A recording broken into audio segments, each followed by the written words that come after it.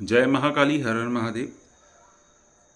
अपने जब तब की ऊर्जा को क्षय से या इसकी चोरी होने से, या ये कहा जाए कि अपने जब ऊर्जा को पूर्ण रूप से सुरक्षित रखने के लिए, इसके बचाव के लिए, क्योंकि कई लोग इस समस्या से ग्रसित होते हैं कि उनके जप का जो फल होता है वो कोई और ले जाता है।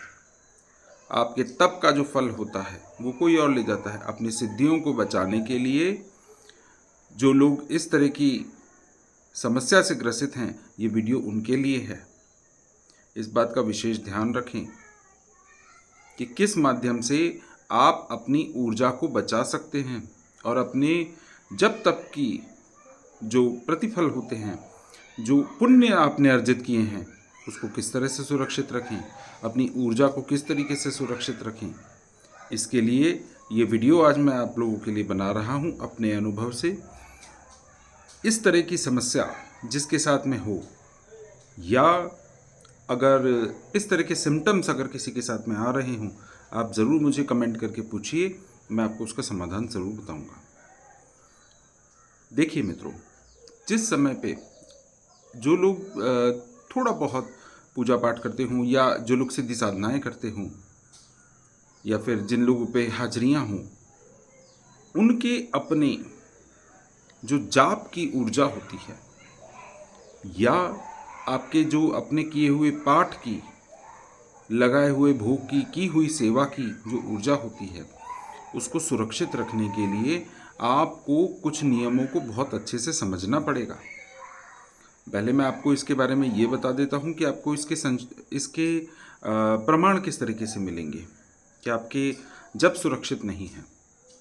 यदि आपका अपना किया हुआ, जैसे अगर आपने किसी मंत्र के अनुष्ठान को पूर्ण किया हो, या लंबे समय तक उस मंत्र को जागृत किया हो, लेकिन उसके बाद यदि अचानक से उस मंत्र की ऊर्जा का क्षय होने लगे, आप ये महसूस करने लगे कि वो मंत्र कार्य नहीं कर रहा है, तो आप इस बात को समझ जाइए कि आपके उस मंत्र की ऊर्जा को किसी ने चुरा लिया है।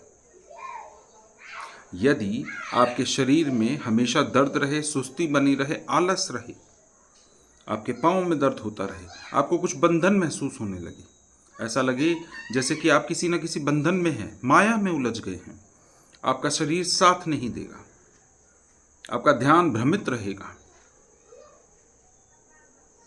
या ये भी संभव है कि आप पूर्ण रूप से अपने आचरण से विरुद्ध अगर चले जाएं, आप पथ भ्रष्ट हो जाए, आपका ब्रह्मचर्य बार बार खंडित होने लगे। यदि इस तरह की समस्याएं आपके साथ में आ रही हैं कि आपका शरीर का दर्द नहीं मिट रहा है, आपकी ऊर्जा आपको महसूस नहीं होती है, ऐसा हो कि जैसे पहले आपको भगवती की या अपने इष्ट आराध्य की कृपा महसूस होती थी, लेकिन अब महसूस नहीं होती है। ऐसा लगता है कि वो आपको दर्शन नहीं दे रहे हैं। ऐसा लगता है कि यदि आपको आपकी पुण्य का फल नहीं मिल रहा है, आपके काम नहीं बन रहे हैं, उस समय पे आपको इस बात को समझ लेना चाहिए कि आपसे कहीं ना कहीं कुछ भारी गलती हो रही है।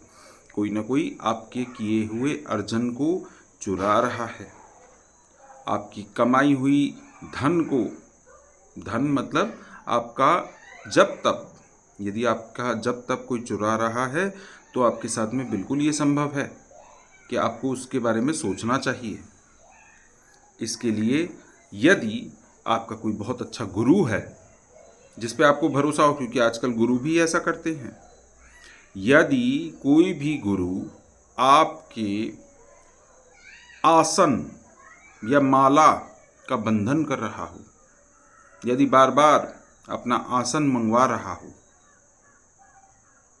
समय अंतराल के बाद आपकी माला को मंगवा रहा हो, क्योंकि माला और आसन में ऊर्जा होती है, तो आप इस बात को ध्यान से समझ लीजिए कि आपकी ऊर्जा को चुराया जा रहा है। यदि कई लोग ऐसे भी होते हैं कि आपको इन सब चीज़ों की भी आवश्यकता नहीं है कि आसन और माला से चुराएं। कई लोग आपको स्पर्श मात्र से भी आपके जब तप की ऊर्जा को चुरा सकते हैं। कई लोग आपके बस बात करने मात्र से आपकी ऊर्जा को चुरा सकते हैं। एक बात को और बहुत विशेष रूप से ध्यान रखिए, जिनके साथ में कोई भी ऊर्जा यदि है, यदि उसके साथ संपर्क में, उसके सानिध्य में कोई लो एनर्जी वाला इंसान आएगा, जिसके साथ थोड़ी बहुत नेगेटिविटी हो या कि जो कि परेशान हो, दुखी हो, उसके पास में आपकी ऊर्जा ऑटोमेटिकली ट्रांसफ़र भी होती है। आपको इस तरह से किसी के भी संपर्क में आने से बचना चाहिए। अच्छे बुरे, किसी के मरण के, जीने के, सूतक पातक का आपको बहुत ध्यान रखना चाहिए। आपको अपने शरीर को हमेशा सुरक्षित रखना चाहिए, स्वच्छ रखना चाहिए।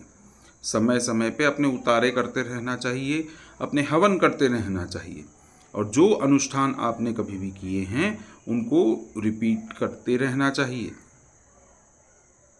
प्रयास करें, यदि आपके गुरु हैं तो आप उनसे बंधन का धागा लें, ताकि वो आपके जब तक की ऊर्जा को संचित करके रख सकें और आपके अंदर उस ऊर्जा का संचार ठीक से हो सके और उसका संरक्षण ठीक से हो सके। यदि कोई गुरु नहीं भी हैं तो भी आपको इस बात को ध्यान रखना चाहिए कि जिन मंत्रों को आपने जागृत किया है उन्हीं मंत्रों और अपने इष्ट से निवेदन करके यदि आप किसी काले धागे का अपने शरीर पे प्रयोग करते हैं तो वो आपके लिए बहुत ही सुरक्षित होता है। किसी भी अनुष्ठान में जाने के लिए या जाने से पहले, या किसी भगत या किसी, जब आप जानते हैं कि कोई तांत्रिक हो या कोई साधक हो, उसके पास जाने से पहले थोड़ा सा सोचें। हर जगह पे जाकर अपना माथा टिकाना या किसी के भी स्पर्श में आना कभी भी उचित नहीं होता है।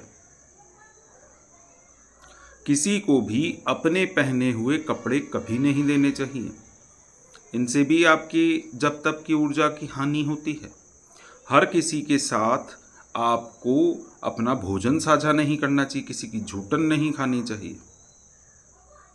किसी को भी अपने शयन कक्ष में या अपने बिस्तर पर सोने की अनुमति नहीं देनी चाहिए। अपने पूजा पाठ से रिलेटेड जो आपके आसन या माला या कोई भी और सामग्री है उसको हमेशा सुरक्षित रखना चाहिए। ये कुछ माध्यम हैं जो मैंने आपको बताए हैं, जो कि बहुत ही इनिशियल स्टेज के हैं।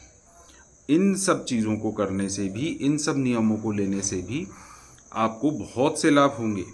आशा करता हूँ मेरे द्वारा दी गई जानकारी आपको अच्छी लग रही है। यदि आप इस चैनल पर नए हैं तो आप इसे लाइक करें, सब्सक्राइब करें, शेयर करें, ताकि इसी तरह की विशेष जानकारी मैं आप तक लाकर साझा कर सकूं। दरबार में ऑनलाइन पूछा और साधकों के लिए मार्गदर्शन भी अवेलेबल है। यदि कोई भी साधक जो नया हो या पुराना हो, यदि इस तरह की किसी समस्या से ग्रसित है तो उसका मार्गदर्शन भी यहाँ पर किया जाता है। जय महाकाली, हर हर महादेव।